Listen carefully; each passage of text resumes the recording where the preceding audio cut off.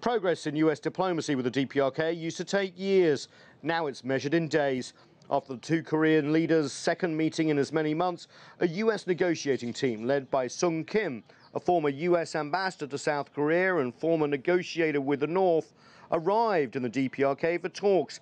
The visit suggests the sort of advanced planning for a possible summit may now be finally underway. On Saturday, US President Trump expressed optimism. A lot of people are working on it.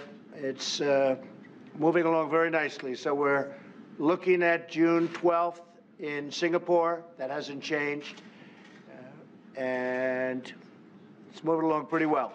And Trump echoed an offer of economic assistance again on Sunday in a tweet saying, in part, "I truly believe North Korea has brilliant potential and will be a great economic and financial nation one day. Kim Jong-un agrees with me on this. It will happen." At their Saturday summit, the two Korean leaders discussed the US offer of economic assistance in return for denuclearization. I told Chairman Kim that if he decides to put into practice a complete denuclearization, President Trump is willing for economic cooperation in ending hostile relations. But the DPRK hasn't budged on this proposal. Pyongyang says it's not ready to swap missiles for money. An article in the official Workers' Party newspaper in Pyongyang said this on Sunday.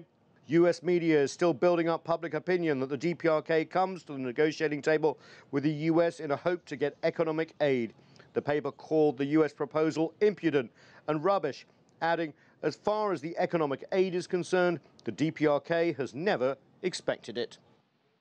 So both leaders from the DPRK and the US appear to want this summit, Mike, but officials on both sides still have many details to work out, including when denuclearization will occur, before basically it gives any concessions the White House has demanded, or gradually, as Pyongyang has proposed. That's still the major sticking point. And I understand there was a Trump-Abe meeting in the works. So what's that all about? Yeah, absolutely. In fact, there was a phone call between US President Trump and Prime Minister Abe of Japan. I'm going to read you a little bit of the readout from that from the White House.